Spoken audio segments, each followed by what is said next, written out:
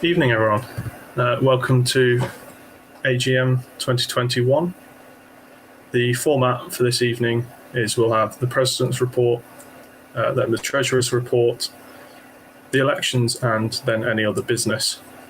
If you've got questions at any point, you can either email vp@uonsabaqua.com, or if you just put it in the YouTube comments, we'll try and get to any questions as quick as we can. We have apologies from Dan Burton, our current treasurer, Pete Hartman, our current social sec, and who is also running for social sec. We also have apologies from Daniel Jarman, from Tess Collins, and from Alex Paulson. Are there any other apologies?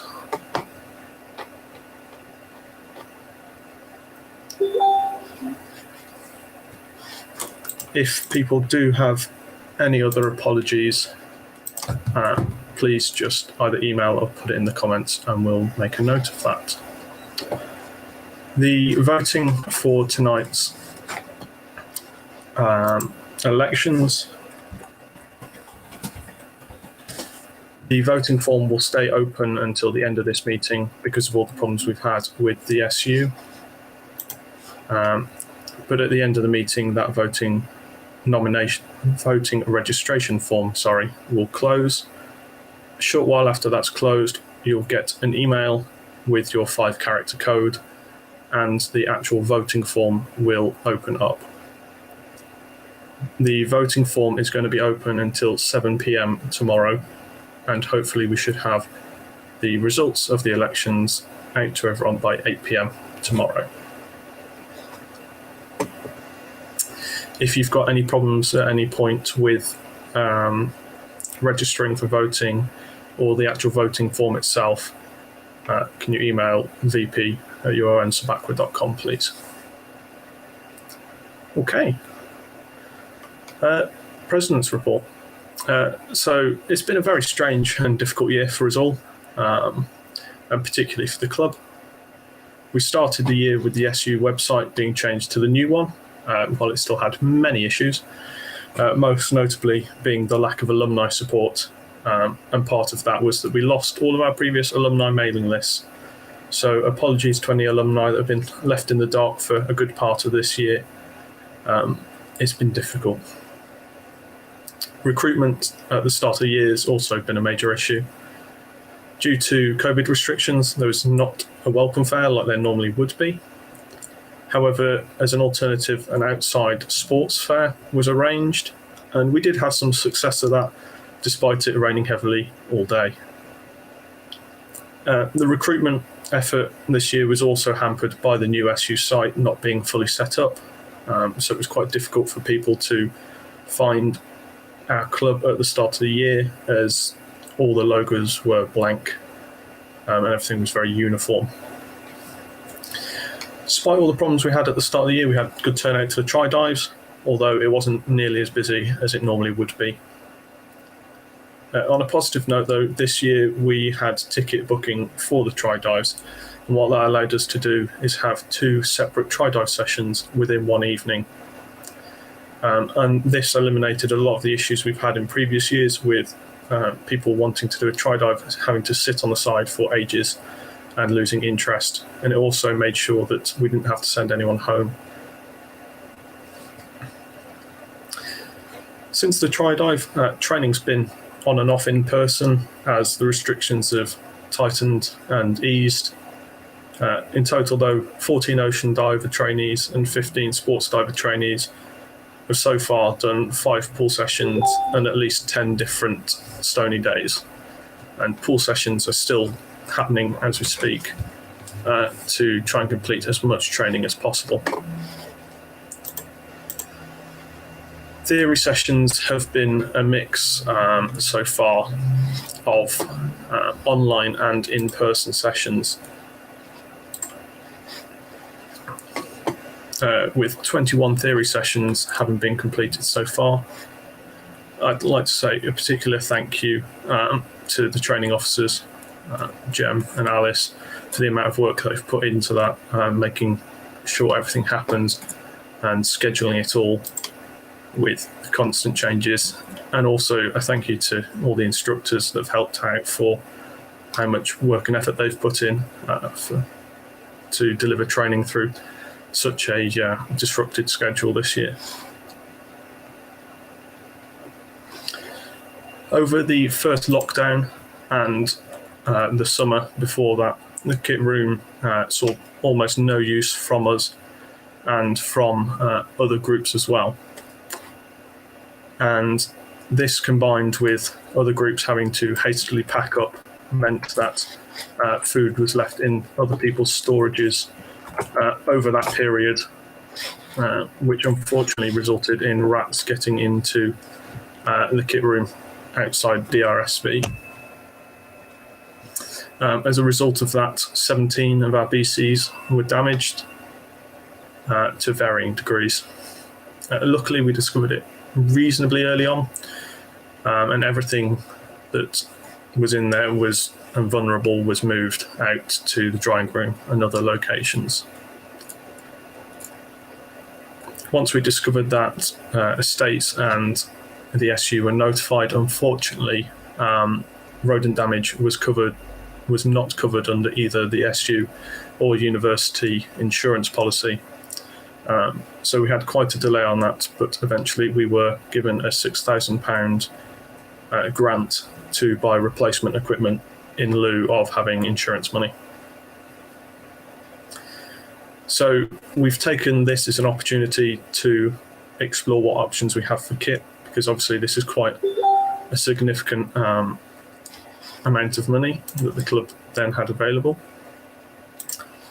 So we have looked into the possibility of wings. So with some research and consulting with a number of different instructors, we've taken the decision to purchase 20 new X-Deep Zero wings. And as a result, once they arrive, the club will have close to a 50-50 split between BCs and wings. So we will be able to offer training on both.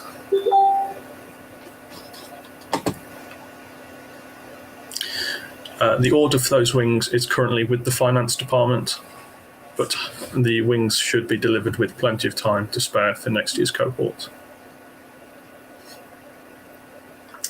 Since the discovery, it's taken a long time, but estates have made some improvements to the doors, windows and lighting of the kit room.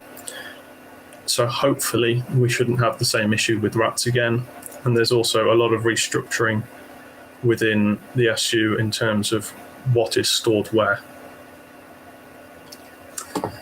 So thank you to everyone that helped deal with the damaged BCs. I know it wasn't pleasant cleaning it off and shuttling them around.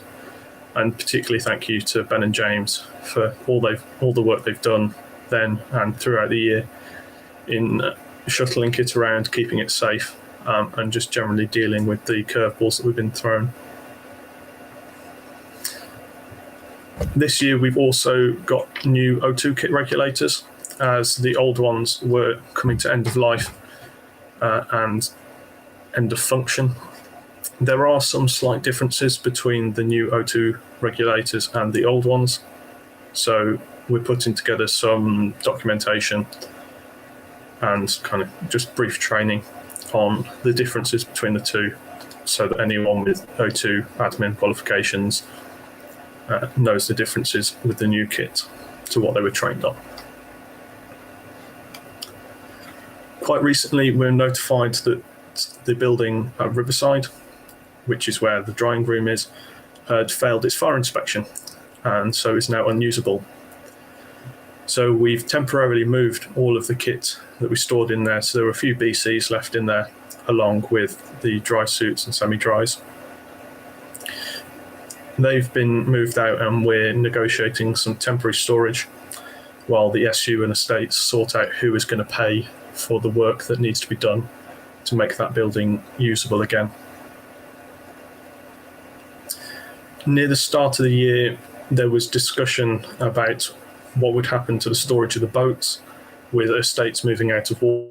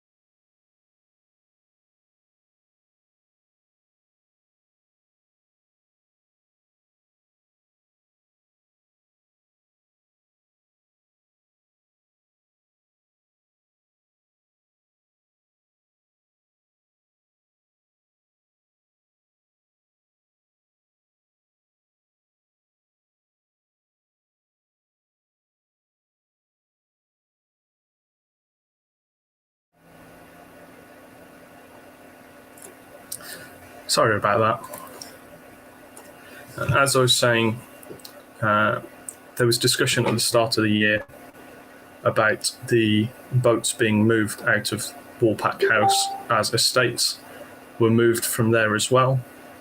Unfortunately, all of those discussions have stalled for the minute, but that's something that we'll be keeping an eye on as we go forwards. Some of you might know the club's been saving for a number of years to buy a new rib hull to replace FAF.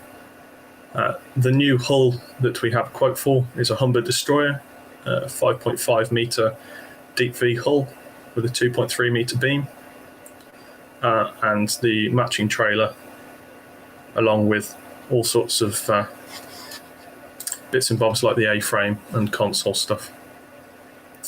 Our CapEx funding for that has been confirmed, so the SU will be putting 50% of the cost for that up, and we're just waiting to hear about our application for cascade funding for additional money. There's a 10 to 12 week lead time on the production of that, so it's unlikely that we'll have it for any of the summer trips, but there should be plenty of time to make good use of it next year. But anyone that has a history with hurting boats, you're going to have to wait significantly longer. You're not going to be allowed to put prangs in it in the nice new hull.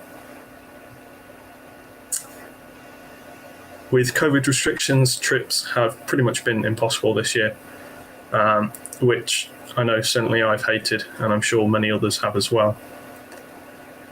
Part of the result of that is a lot of lessons that normally would be taught on trips have had to be taught at Stony, and that's been quite a big effort. But luckily there are trips this summer, so the end is in sight. I'm sure people are looking forward to those, and I know I'm looking forward to next year, and I'm sure plenty of people have trips planned. On a similar note, in-person socials have been another practical impossibility for most of this year. So I'd like to say thank you to everyone that's helped organise online socials instead, particularly Peter with the pub quiz and his Poppet distribution network. I know it kept spirits up at time, and I'm sure the social sex will more than make up for lost time next year. In general, it's been a long and hard year, but I want to say thank you to everyone that's been on the committee this year for all the effort they've put in to keep the club running despite everything that's been thrown at us. And fingers crossed, things are starting to look a bit brighter, and I look forward to what we can expect from next year.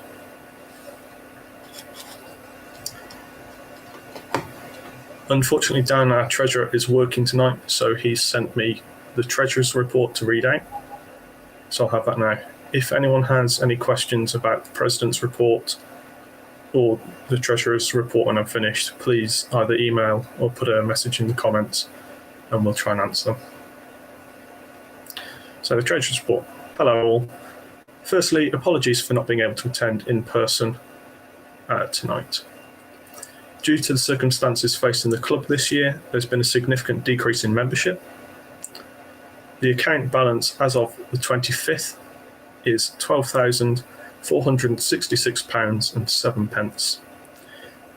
With a total income of £20,773.39 and expenditure of £8,307.32. The club's had a total of 44 members paid across all the different types so far, bringing in £1,480.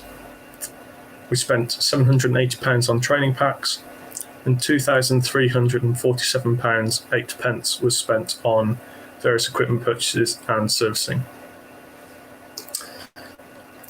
There's a slight decrease in the balance expected as the refunds for last year's summer trip are completed.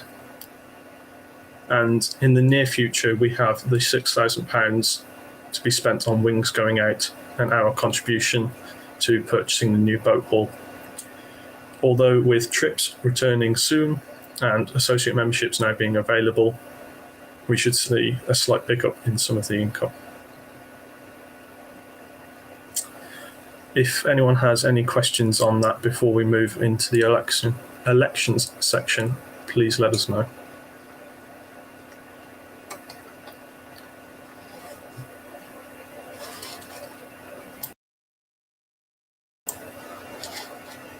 Okay, if there's not any questions, we'll move on to the elections.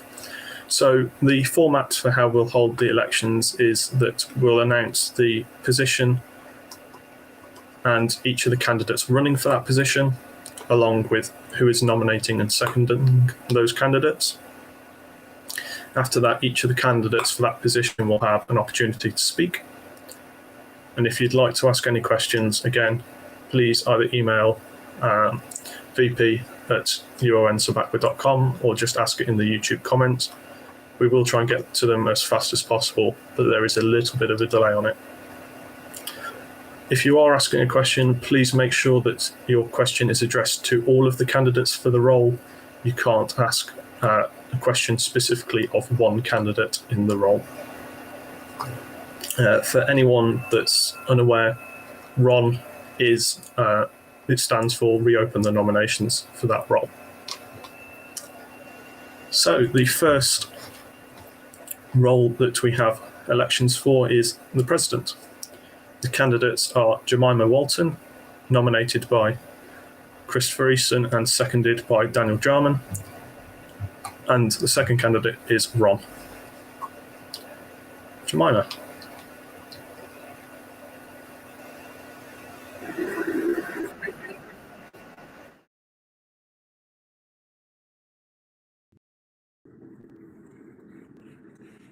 All good? Great. Hello, I'm Jemima.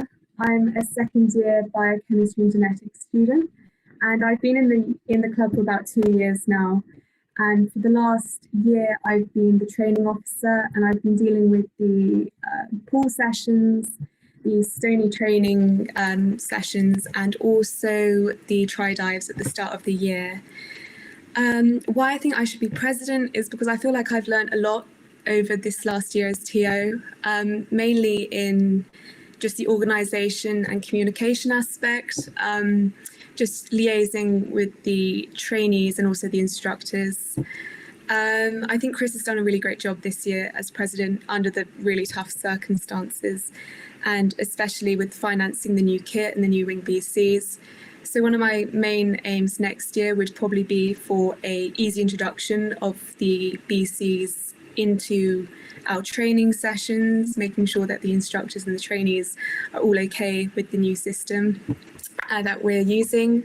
But also, I think it's really important to focus on the social aspect of the club. Like, as a whole, we've really missed out this year, and I think it would be really great to, you know, come together as a club again. Obviously, we've got all these trips happening in summer. I'm hoping we can have even more trips next year, obviously SU dependent, and just the reintroduction of our pub nights, of, you know, going out clubbing, just anything just to get us all together again would be really great. So that's why I think I should be president. I think we'll have a really fun year next year, and I'm hoping that we'll get a lot more, you know, new interest when we come out of this COVID aspect, which will be great. So yes, that's why I think I should be president. Thank you.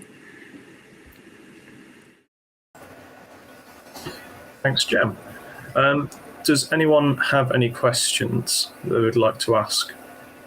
We are having slight difficulties with Katie's connection.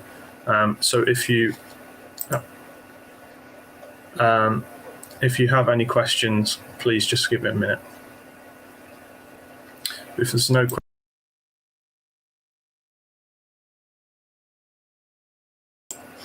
if there's no questions for Jem, we will move on to the vice president election. Okay. Yep. What's the question?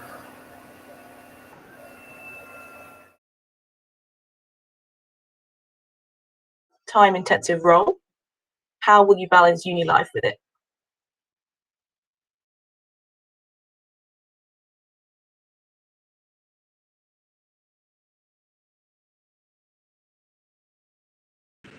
I didn't quite catch that. Was that talking about how balancing presidency and uni work. Okay, that's fine. I don't know, I'm quite good normally at organising my uni work kind of before anything else. I think it's quite important to have a good balance. I'm obviously going to commit a lot of hours per week to presidency, but not too many that is going to affect my uni work. I'm hoping to get a balance. It'll probably take some time at the start to get it right, but I'm hoping, you know, I can give equally just to both. So yes.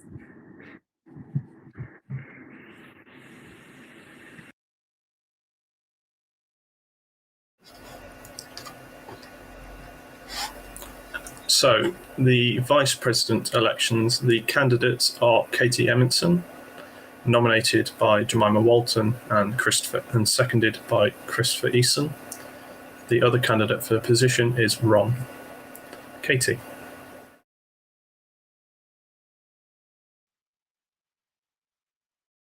Hi everyone, so I'm Katie Emmetson, the current Vice President this year, and I'm rerunning to be the Vice President again next year.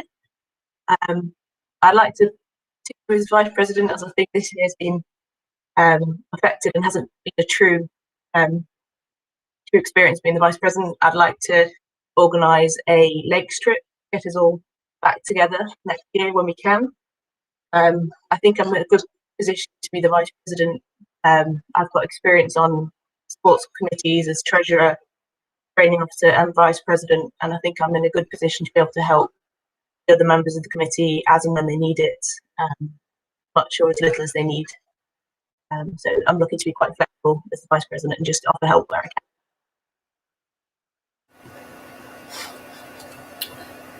Do we have any questions for any of the candidates in the Vice President election?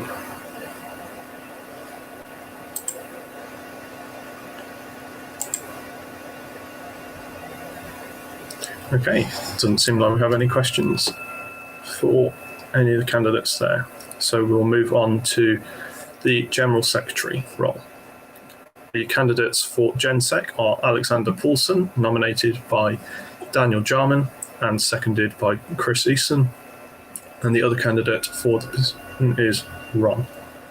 Oh, we'll put that on hold for a moment. Will has asked the candidates for the Vice President election, what's your favourite bit of Stony?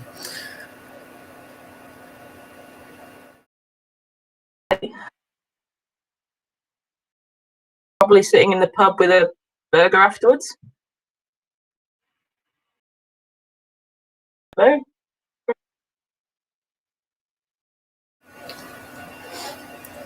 Okay, back to the GenSec elections. Unfortunately, Alex is busy tonight, so can't make it. So he's prepared a statement that I am going to read out on his behalf.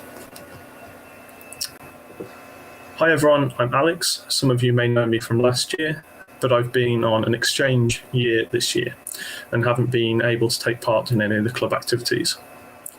I'm a law student who trained in my second year, just before COVID shut everything down. I'm eager to get stuck in my final year, and the position of GenSec would help me to get involved with all the exciting things the club has planned this year. Alex. Because Alex isn't here this evening, we're going to move on to the next election.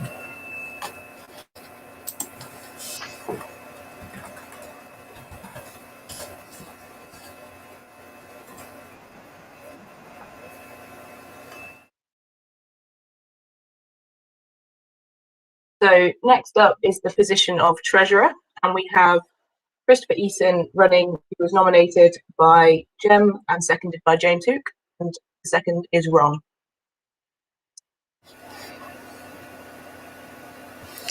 Hello everyone. As you may have guessed, I've been president this year. I'm going to run for treasurer next year.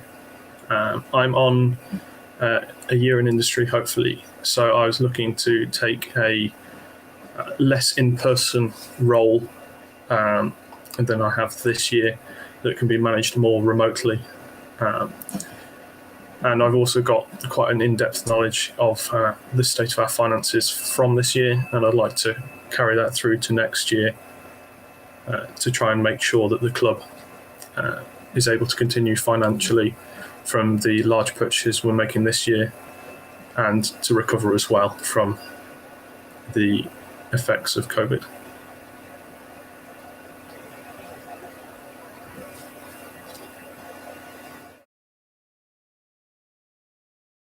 The only question I can see for treasurer is, will you find any treasure?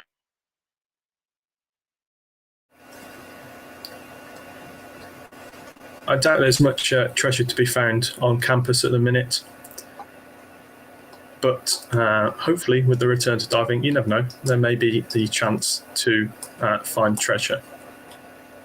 And I'm the one that has the chat open. So I'm afraid I can't explain double entry bookkeeping will, but I shall look into it for you. Got one other question. So one other question for Chris is, do you have any fundraising ideas beyond things like the uni funds that you've mentioned in the president's speech?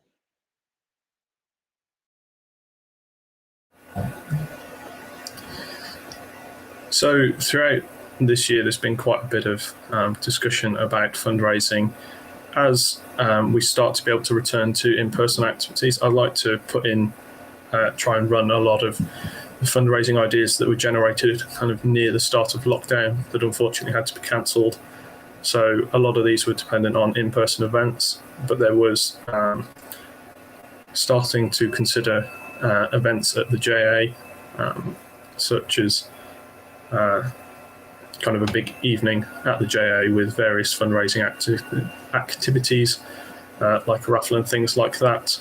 Other than that, I don't have many at this time, but I'm more than happy to work with anyone that has particularly good fundraising ideas.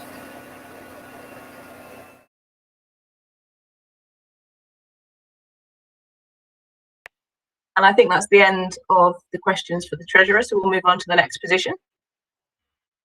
Next up, we have the role of training officer, and running for training officer, we have James Hook, who's nominated by Jemima and seconded by Chris, and the second is Rob. Evening. For those of you who don't know me, I'm James, a second year civil engineering student, and I'm currently the kit officer, a role in which I'd like to think I've demonstrated some organisational skills, sort of making sure the kit's maintained and helping to run the pool sessions. I completed my ocean diver in my first year with the club, and I've since completed my sports diver with the club, and the club instructors provide a brilliant standard of training, and this would be much harder than to do without someone organising stuff behind the scenes. And I think having experienced the training process myself, a good training officer, as for next year, I'm keen to kind of resume the more normal training schedule for new club members, with the keeping around and lobster trips being kind of highlights of this. However, we have got many trainees who've only been able to do part of their qualification due to COVID in some form, and it's really important we can finish their qualifications off. And I'll make sure this happens by organising lots of stony days, making it nice and easy for an instructor to just say, I want to do that day, and the organisation for them, of course, and looking into running pool sessions over the summer if there's demand. I'm also hoping to run some skill development courses based off member demand, as we haven't really had any of those since COVID started.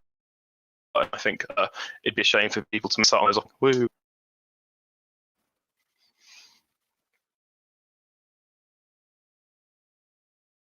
Thank you, James. And has anyone got any questions for the training officer?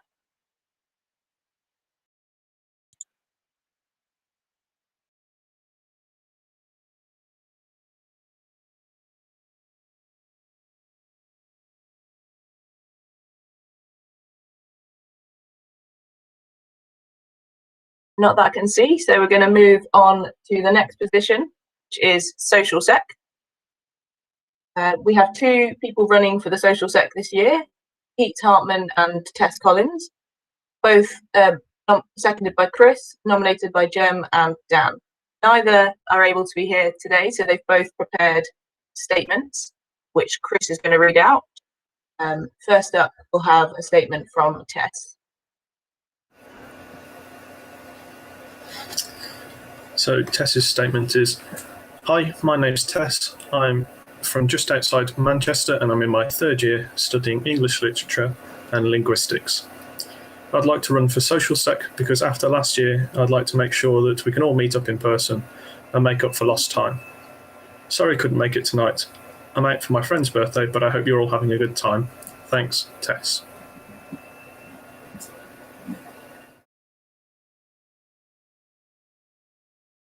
Thanks, Chris. And next, we'll have a statement prepared by Pop. So Pete's statement is, "Hi all, sorry I couldn't be there today. I'm running for social sec for this upcoming year. I feel like I didn't really get to do anything this year due to COVID. I've had a year to come up with some great ideas for socials, some more serious and some more silly, and I'm hoping to implement them next year if we're allowed. In summary, I didn't really get to do anything this year. I want to give it a good go next year, and my tolerance has only gone up during COVID to get through it, so it should be fun. Thank you, Pete."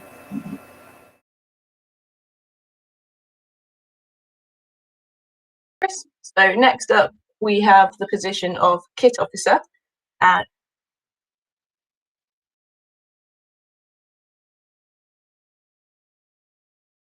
So sorry, just before going on to the kits, just to let you know, there are two positions for the social secretary.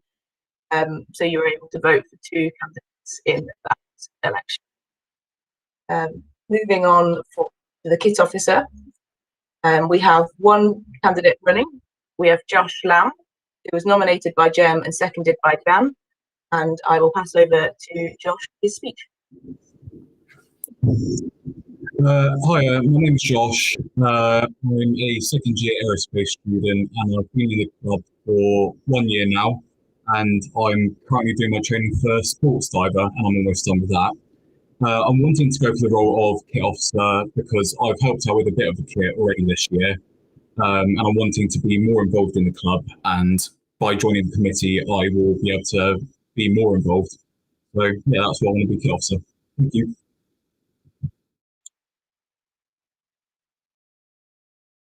So if we have any questions for the kit officer.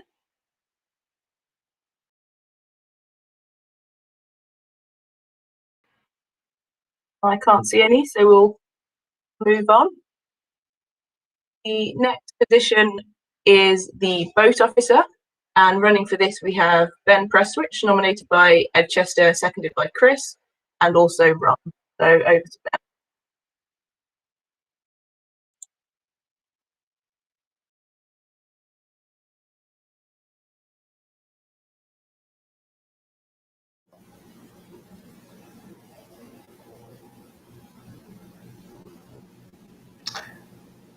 Hello, I'd like to run for boats because I didn't get to do much boats last year because for some reason the boats were way down the university's list of reopening buildings. And I'd like to do boats. So, thanks.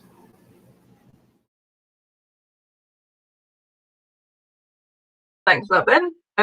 Do we have any questions for the boat officer?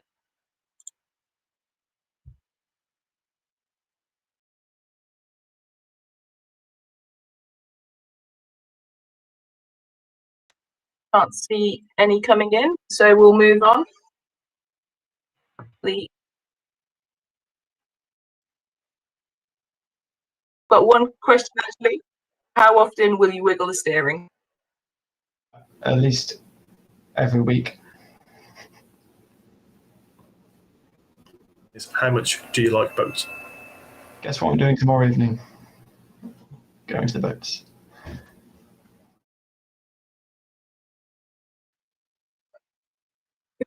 Okay, I think that is the end of the boats questions, so we will move on to the next position.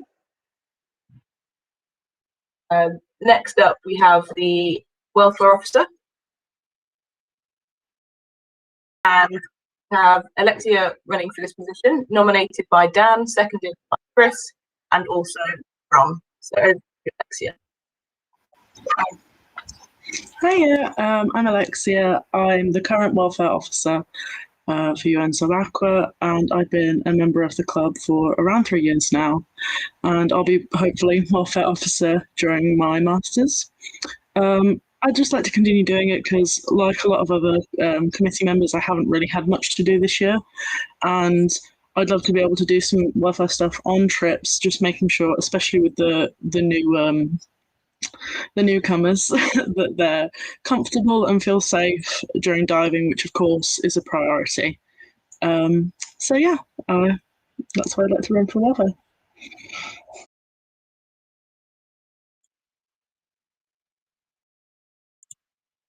That's great. Thanks, Alexia. Do we have any questions for Alexia? So I've had one come in, which is, are there any events you'd like to run? I think not myself, but I think I'd like to talk to a lot of the social secs and the trip officers about doing something with them. And just making sure that just everyone's okay at those events is really my priority, rather than doing something specific myself, because I'd rather make things a team effort than just be alone, as I'm sure we all would.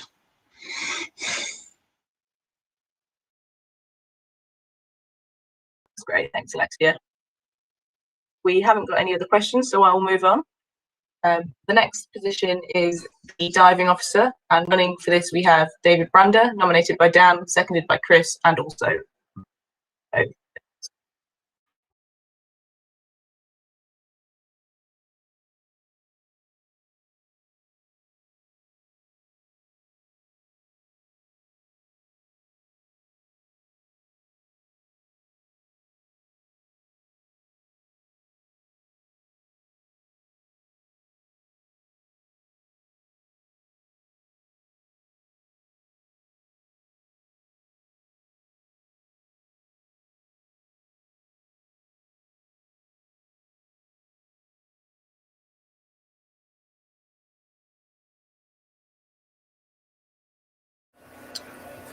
We will go back to Davs in a minute for his speech. He's just having technical difficulties at the moment.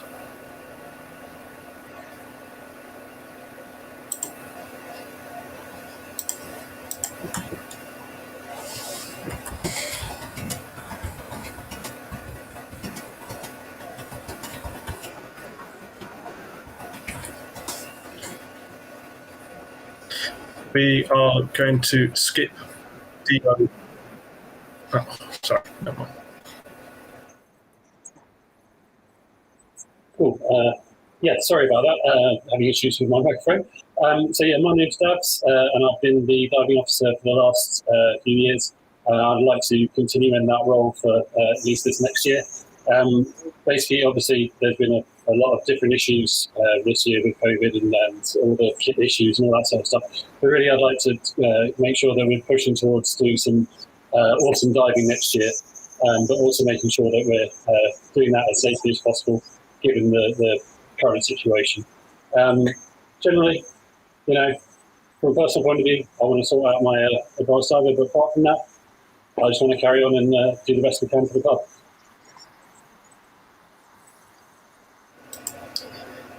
Do we have any questions for the candidates for diving officer?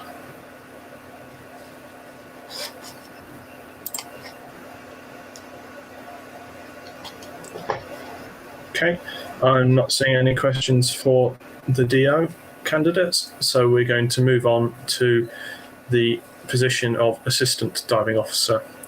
There are three candidates for this role. The first candidate is Daniel Jarman, nominated by David Brander, seconded by Chris Eason. The second candidate is Peter Dix, nominated by Katie Emerson, seconded by Ed Chester. And the third candidate is Ron. Dan can't be here tonight, so he has a prepared statement that I'll read out now. Then we'll move on to Peter's statement. So Dan's statement is, "Hey everyone, apologies for not being there live, but work calls, so as Chris reads this, I'll be having a great time being shouted at by my training officers. Now that I'm going to be living locally to Notts for the foreseeable future, I've decided to put my name forward for Assistant Diving Officer. I hope I'll be able to help in a few areas as we hopefully emerge from COVID restrictions and return to the strength we had pre-COVID. If elected as ADO, I will work with the DO to make sure that we get club diving back running at full strength as soon as it is safe and practicable. Work with the DO and training officers to ensure trainees get refreshed and assisted where necessary, to ensure they receive the same skills and quality of instruction always given by the club, despite the inconsistencies of training throughout COVID. Work with the DO, training officers and president to safely work through trainees that have struggled to complete training throughout COVID. Work with the president, DO, training officers to ensure that we're in a position to safely take on as many newbies as possible in the new year. Help to safely integrate the recent kit purchases into the clubs, both the new O2 kits and the transition to using wings. Ensure that both the new O2 kits and the first aid kits are kept fully equipped, operational and ready for use at all times. Continue to work with Loughborough University and BZAC to help set up a joint universities IFC to assist in training up new instructors. If successful in the more distant future, I hope to be able to expand this to include more courses. Help the DO by assisting in their responsibilities, and be available and accessible to help on as many trips, pool sessions, training days and events as practical. On a more personal note, I would also like to take on the role of ADO to help further my knowledge and experience as a dive leader and instructor to hopefully make me a better all-round diver. Thanks all, Dan.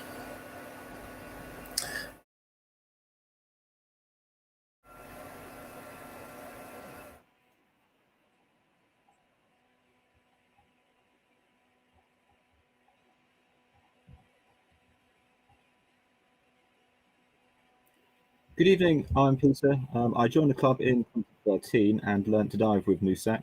I have since qualified as an open water instructor, and I've been on committee before as ADO, back when Ed was president, and vice president to Andy and Helen. I've organised a variety of trips in this time, including a couple of Easter trips, the first club training trip to Vobster, a handful of boat handling trips to North Norfolk, I can't work out if it's 4 or 5, a joint scuba/archaeology trip to Portsmouth, a Christmas weekend in Brussels, 2 lakes weekends, and of course a summer trip to Skye. I've helped on training not only as an instructor but as either dive manager or assistant dive manager at 5 Cape and Road trips. As ADO, I set up SDCs for boat handling, O2 admin and PRM. I recently coordinated a VHF radio course for the club boat handlers. I also bullied the club into far too many lockdown quizzes, which involved me posting chocolatey poppets across the country every week. As ADO, I'd be happy to lend a hand wherever it's needed throughout the club, which as we go through COVID and come out of it will be hugely needed, certainly with the new kit we're bringing in and the making sure we've got the finances to do so. I would specifically like to focus on instructor development, setting up a clear route to get students to an instructor foundation course and beyond, with readily accessible help from the club to make sure we have the instructors in years to come. But also improving on instructors' skill set, by running mentoring within the club to current instructors to improve their skills and encouraging assist training within SDCs to broaden the instructor's abilities. I believe my knowledge and experience in the club will be hugely useful on committee as we start to come out of lockdown and into a new normal. I'd like to add that in the list of trips I mentioned earlier, some of the hardest to set up were a handful of small trips I ran last summer. I also had the unenviable task of telling divers that their weekend away was cancelled, and working to get money back. I do not underestimate the challenge a COVID recovery will be. This will involve cautious steps to ensure safe socials, training and trips. We'll need to work collaboratively with the SU and with BSEC to ensure we can get the most out of the next few months and put us into a strong position for 2022. Working with the rest of the committee to get us back into a strong position is a fantastic prospect to be providing this diving for an amazing club. Thank you very much.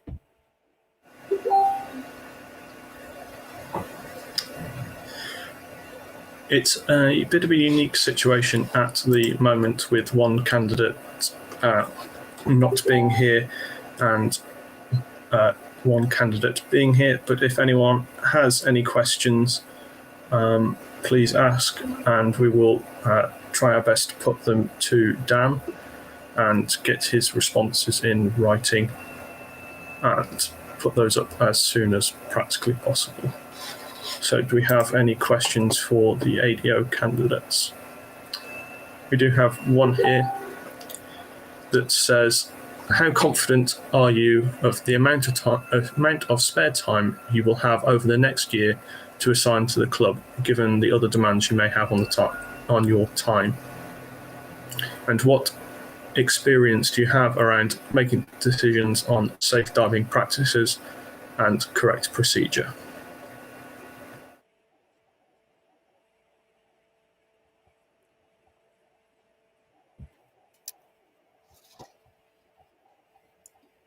So that's really sort of two questions. So the first question about time, I think I've made it quite clear in my first statement. I do not have a life.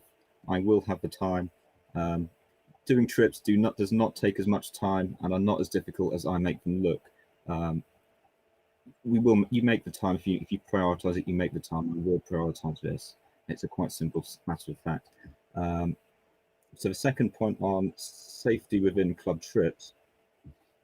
As I mentioned, I've been dive manager on a handful of trips. I've been assistant dive manager on training trips and the rest of it. I've set up a summer trip which involves a heavy safety aspect. You're in the middle of nowhere with only club members to help if something goes wrong. So you need to be able to sort of risk assess and understand the practicalities of that. I've also worked closely with the SU to make sure that some of our trips, to make sure they were safe, make sure we have to understand further risk assessments. The Brussels trip I organised happened a month after a terrorist attack. So I had to have quite a fun conversation with the SU regarding what we need to do for all eventualities regarding that. But generally speaking, the safety run, you have to be careful. You have to understand what the risk is, work out how best to prevent it happening in the first place, and then reacting calmly should it happen.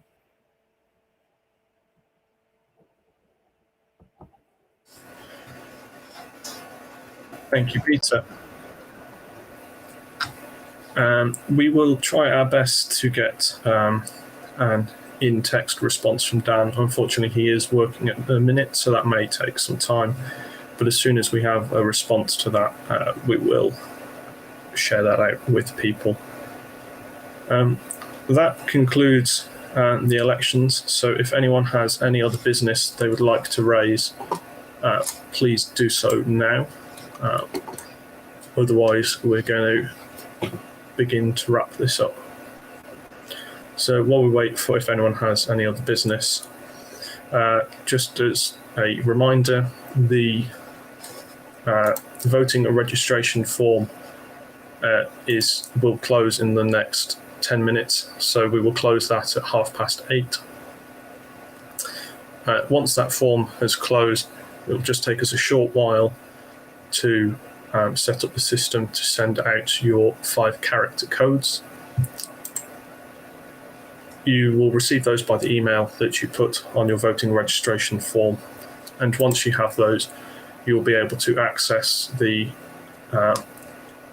voting form itself. The voting form will remain open until 7 p.m. tomorrow evening, and hopefully we will have results out to you by 8 p.m. tomorrow evening, but that just depends on how long it takes to count and sort. So if nobody else has any other business, I would just again like to say a massive thank you to everyone that's been on committee this year for all the time and effort that they've put into keeping the club afloat this year and keeping it running as smoothly as they have. I would like to say good luck to all of the candidates that are running for positions. And thank you to everyone that's watched the AGM. The minutes for the AGM, we will make those available as soon as possible. Currently, we don't know if we will be able to upload them to our page on the SU site. But once we know where those will be, we will send out an email along with a Facebook post about where the minutes can be found once they're finished. So I'd just like to say thank you and hope you all have a nice evening.